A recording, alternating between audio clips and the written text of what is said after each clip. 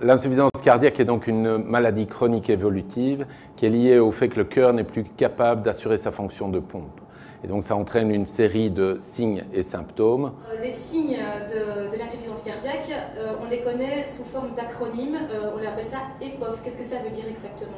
Tout à fait. Donc EPOF est un acronyme qui a été lancé par nos collègues français pour sensibiliser donc le grand public. EPOF veut donc dire E pour essoufflement, P pour prise de poids, O pour œdème, donc les gonflements au niveau des chevilles par exemple, et F pour fatigue. Et donc ce sont les 4 signes et symptômes les plus fréquents. Et donc si les personnes ont ce type de plainte, il ne faut pas hésiter à consulter leur médecin pour en parler, pour voir s'ils ne souffrent pas d'insuffisance cardiaque. Alors malheureusement, c'est une maladie qui peut toucher tout le monde, aussi bien les hommes que les femmes, et avec des tranches d'âge qui vont d'une trentaine d'années jusqu'à 65 et 85 ans. On va dire l'âge moyen, c'est 65 ans. Mais donc des personnes jeunes peuvent présenter une insuffisance cardiaque comme des personnes âgées. Justement, on parle souvent de chiffres, c'est qu'une personne sur 4 ignore l'existence de cette pathologie.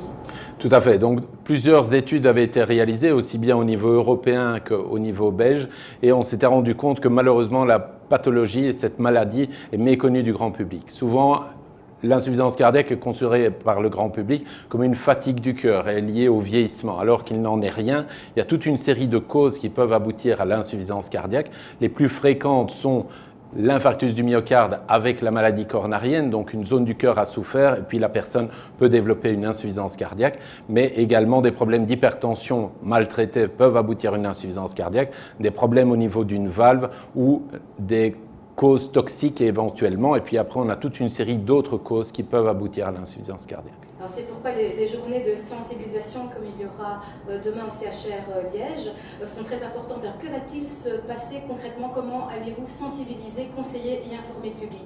Alors donc au cours de cette 10e journée de sensibilisation que nous organisons ici, on aura des stands de dépistage. Donc d'une part, dépistage des facteurs de risque cardiovasculaire, et puis en fonction du questionnaire, si les personnes présentent une série de risques, on fera éventuellement un dosage sanguin d'un marqueur qui permet éventuellement de préciser, de confirmer ou d'infirmer la présence d'une insuffisance cardiaque. À côté de ça, il y a tous des stands d'information avec entre autres l'association de patients Mon Cœur entre parenthèses, des démonstrations du geste qui sauve, à savoir le massage cardiaque, l'utilisation du défibrillateur. Et alors, on a tout un versant sur les nouvelles technologies et les nouvelles avancées dans le cadre de l'insuffisance cardiaque qui seront également présentées.